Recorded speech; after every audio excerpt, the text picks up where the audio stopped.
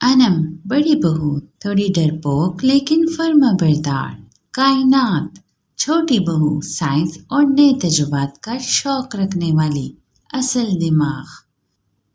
ثریا بیگم ساس کنجوس ہر بات پر خرچے کا حساب رکھنے والی. وحید صاحب سسر بلڈ پریشر کے مریض. ہمیشہ ٹھنڈا ماحول ڈھونڈنے والے. شہریار اور دانیال انم اور کائنات کے شوہر ہیں. زبیدہ اور نجمہ محلے کی پڑوسنیں ہیں. جون کی جلسہ دینے والی دوپہر تھی. درجہ حرارت 45 ڈگری کو چھو رہا تھا. کچن میں انم اور کائنات پسینے میں شرابور ہو کر رات کے کھانے اور افطاری کی تیاری کر رہی تھی. کچن میں گرمی کا یہ حال تھا کہ دیواروں سے تپش نکل رہی تھی.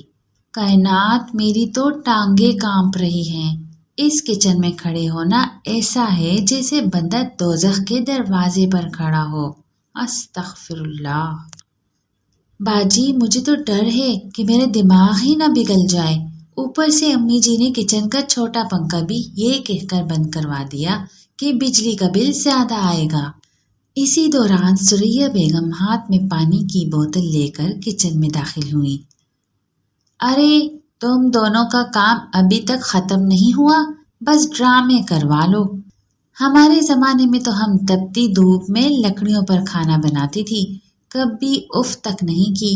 اور اب تم لوگوں کو دیکھو، ذرا سی گرمی کیا آئی چہرے لٹک گئے. امی جی وہ زمانہ اور تھا، اب تو ہوا بھی بند ہے. ابا جی کا بلڈ پریشر بھی تو گرمی سے بڑھ گیا ہے. تم اپنے ابا کی فکر چھوڑو، چولہا جلدی بند کرو تاکہ گیس اور بجلی دونوں بچیں. رات کے 12 بجے بجلی چلی گئی. کمروں کے اندر کا حبس ناقابل برداشت ہو گیا. وحید صاحب گرمی کے مارے ہانپ رہے تھے. دانیال اور شہریار صحن میں چٹائی بچھا کر لیٹ گئے، لیکن وہاں بھی مچھروں نے جینا حرام کر دیا. ثریا میری تو سانسیں رک رہی ہیں، گھبراہٹ سے دل ڈوب رہا ہے. آپ تو بس بیمار ہونے کا بہانہ ڈھونڈتے ہیں، ابھی بجلی آ جائے گی. لیکن کائنات اور انم نے دیکھا کہ اب کمروں میں رکنا ممکن نہیں ہے. دونوں اپنے بستر اٹھا کر چھت کی طرف بھاگی. چھت پر پہنچی تو وہاں محلے کی دیگر عورتیں زبیدہ اور نجمہ بھی اپنے اپنے بچوں کے ساتھ پہلے سے موجود تھیں. آؤ آؤ کائنات تم بھی آ گئی. نیچے تو دم گھٹ کر مرنے والا حساب ہے. لیکن بہنوں چھت کا حال دیکھو، دن بھر میں دھوپ میں تپ تپ کر یہ لنٹر جیسا گرم ہوا ہے کہ اس پر بستر بچھاؤ تو لگتا ہے انسان گرم توے پر بیٹھ گیا ہے. کائنات نے نیچے جھک کر چھت کے لنٹر کو ہاتھ لگایا. وہ واقعی ابل رہا تھا اور اوپر سے لو چل رہی تھی.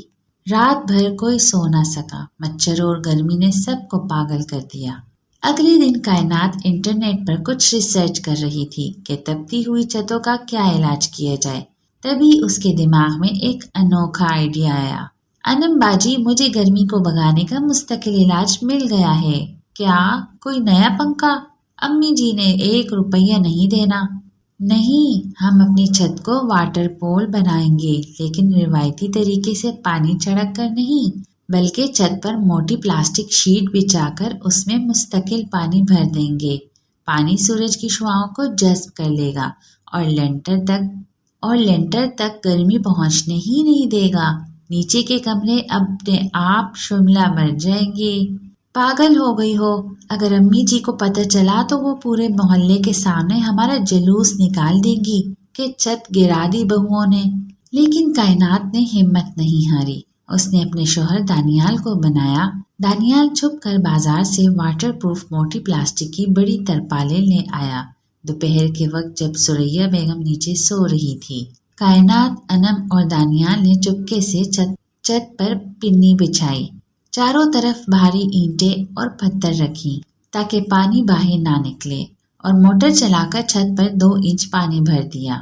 شام کو جب ثریا بیگم کپڑے سکھانے کے بہانے اوپر آئی تو جیسے ہی انہوں نے چھت پر قدم رکھا ان کا پاؤں پانی میں ڈوب گیا.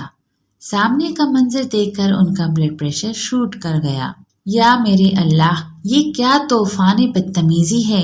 انم، کائنات، دانیال کہاں مر گئے سب کے سب؟ میری چھت پر کس نے سیلاب لایا ہے؟ पूरा खानदान भागता हुआ ऊपर आया। मोहल्ले के लोग भी अपनी अपनी छतों से झांकने लगे। तुम दोनों ने मेरे घर को तबाह करने की कसम खा रखी है। ये पन्नी के अंदर पानी क्यों भरा है? मच्छरों की नर्सरी खोलनी है क्या, या नीचे कमरे में छत गिरानी है? अम्मी जी, आप गुस्सा ना करें, ये साइंस है। पानी के नीचे प्लास्टिक है, एक कतरा भी सीमेंट में नहीं जाएगा। आप जरा नीचे अपने कमरे में जाकर देखें। वहीद साहब नीचे अपने कमरे में गए तो हैरान रह गए। जो कमरा दोपहर को तंदूर बना हुआ था, वो अब बगैर पंखे के भी बिल्कुल ठंडा महसूस हो रहा था। सुरैया, गुस्सा छोड़ो, नीचे आकर देखो, कमरे की दीवारें बर्फ की तरह ठंडी हो गई हैं।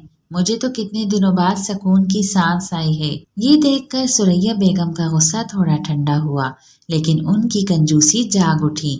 हाँ, कमरे तो ठंडे हो गए, लेकिन इस पानी को भरने में जो मोटर कितनी देर चली, बिजली का बिल कौन देगा? जब जुबेदा और नजमा ने देखा कि कायनात का ये जुगाड़ 100% कामयाब है और उनका घर बिल्कुल ठंडा हो गया है, तो मोहल्ले में एक नई दौड़ शुरू हो गई। देखते ही देखते हर घर की छत पर प्लास्टिक की शीट बिछाकर पानी भर दिया गया। पूरा मोहल्ला ऊपर से देखने में झीलों का शहर लगने लगा। अब कहानी में एक दिलचस्प मोड़ आया। सुरैया बेगम, जो पहले इस आइडिया के खिलाफ थी, अब मोहल्ले की दीगर सासों के सामने फखर से शेखी बुखारने लगी। बहन, ये जो पूरे मोहल्ले की छतें ठंडी हुई है ना, ये सब मेरी छोटी बहू कायनात का दिमाग है। मैंने ऐसे ही इसे मशवरा दिया था कि पन्नी बिछाकर पानी भरो, लेकिन इस तारीफ के पीछे बहुओं के लिए एक नई मुसीबत छुपी थी। चूंकि छतें बहुत ठंडी थी, इसलिए सुरैया बेगम और वहीद साहब ने रात के साथ साथ अब दोपहर को भी छत पर ही बैठना शुरू कर दिया। अनम, जरा ऊपर चाय और पकौड़े भेजना। कायनात, अब्बा जी की मालिश का तेल भी ऊपर ही ले आओ। बहुएं नीचे किचन में काम करती और दिन में 40 बार सीढ़ियां चढ़कर ऊपर बुजुर्गों की फरमाइशें पूरी करती। उनका सुकून बिल्कुल गारत हो चुका था। एक बिल्कुल नया और मजाका खेज वाकया पेश आया। चूंकि पूरे मोहल्ले की छतों पर पानी भरा हुआ था और मौसम बरसात के करीब था, एक रात मोहल्ले के तमाम पानी वाली छतों पर कहीं से सैकड़ों मेंढक आ गए। रात के 3 बजे जब सब गहरी नींद सो रहे थे, अचानक पूरे मोहल्ले की छतों से मेंढकों की ट्रा ट्रा की आवाजें आने लगी। अरे वहीद साहब, उठे, ये क्या बला है? मेरे बिस्तर पर कोई उछल रहा है। एक बड़ा मेंढक उछलकर वहीद साहब के पेट पर जा बैठा। इन्होंने डर कर जो चीख मारी तो पूरा घर जाग गया। बचाओ, ये तो मेंढक है, पूरी छत मेंढकों से भर गई है। सिर्फ उनके घर नहीं, बल्कि पड़ोस की जुबेदा और नजमा की छतों पर भी मेंढक उछल रहे थे। औरतें और बच्चे चीख रहे थे और मर्द हाथों में झाड़ू लेकर मेंढक भगा रहे थे। पूरे मोहल्ले में एक अफरा तफरी फैल गई। सुरैया बेगम, तुम्हारी बहू के जुगाड़ ने हमारे घरों को मेंढकों का तालाब बना दिया। अब इन मेंढकों को कौन निकालेगा? सुबह होते ही सब ने गुस्से में छतों का पानी बहा दिया और पिन्नी हटा दी। पानी हटते ही अगले 2 दिनों में गर्मी ने दोबारा अपना रंग दिखाया। कमरे फिर से तंदूर बन गए। वहीद साहब का ब्लड प्रेशर फिर शूट कर गया और बच्चे रात को रोते रहे। अब सासों और शोहरों को अपनी गलती का एहसास हुआ। सुरैया, मेंढकों से तो बंदा लड़ लेता है, लेकिन इस जानलेवा गर्मी का कोई इलाज नहीं। कायनात बेटी का वो पानी वाला तरीका ही बेहतरीन था। सुरैया बेगम खुद भी गर्मी से बेहाल थी। वो शर्मिंदगी के साथ कायनात और अनम के पास गई। बहू, मुझे माफ कर दो, मैंने तुम्हारी इतनी अच्छी चीज पर हमेशा एतराज किया। मेंढक तो वैसे भी बरसात में आते ही हैं, इसमें तुम्हारा क्या कसूर? तुम दोबारा छत पर पानी भर दो, मेरी तो जान निकल रही है। अम्मी जी, हम पानी तो भर देंगे, लेकिन हमारी एक शर्त है। क्या शर्त है? पहली ये कि हम मच्छरों और मेंढकों से बचने के लिए इस बार पानी के ऊपर मच्छरदानी के बड़े नेट लगाएंगे, और दूसरी ये कि ऊपर बैठकर आप हमें बार बार सीढ़ियां चढ़ाकर ऑर्डर नहीं देंगी, बल्कि हम सब मिलकर काम करेंगे। मंजूर है? बिल्कुल मंजूर है। शाम के वक्त कायनात ने एक नया और बेहतर नेट सिस्टम लगाकर दोबारा छत पर पानी भर दिया। अब मेंढक या मच्छरों का कोई खतरा नहीं था, क्योंकि चारों तरफ से नेट की दीवारें बनाई गई थी। अब पूरा मोहल्ला दोबारा ठंडा हो चुका था, लेकिन इस बार मोहल्ले के लोगों ने एक नया तरीका अपनाया। अब बुजुर्ग और शौहर बहुओं पर हुक्म नहीं चलाते थे, بلکہ دانیال اور شہریار خود اوپر چائے بنا کر سب کو پلاتے۔ ایک شام انم اور کائنات چھت کے ٹھنڈے پانی میں پاؤں ڈالے بیٹھی تھی۔ ہلکی ہوا چل رہی تھی۔ ثریا بیگم خود چائے کی کیتلی لے کر اوپر آ گئی۔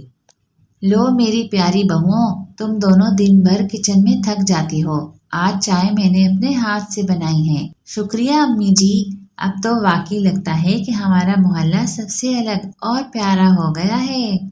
پڑوس کی چھت سے زبیدہ نے آواز لگائی، ثریا بیگم کل ہمارے گھر دعوت ہے، سب چھت کے راستے ہی آ جانا، نیچے کوئی نہیں جائے گا۔ سب کھلکھلا کر ہنس پڑے۔ کائنات کے ایک چھوٹے سے سائنسی جگاڑ نے نہ صرف محلے کو گرمی سے نجات دلائی بلکہ سب کے دلوں میں محبت، تعاون اور ایک دوسرے کا خیال رکھنے کا جذبہ بھی پیدا کر دیا۔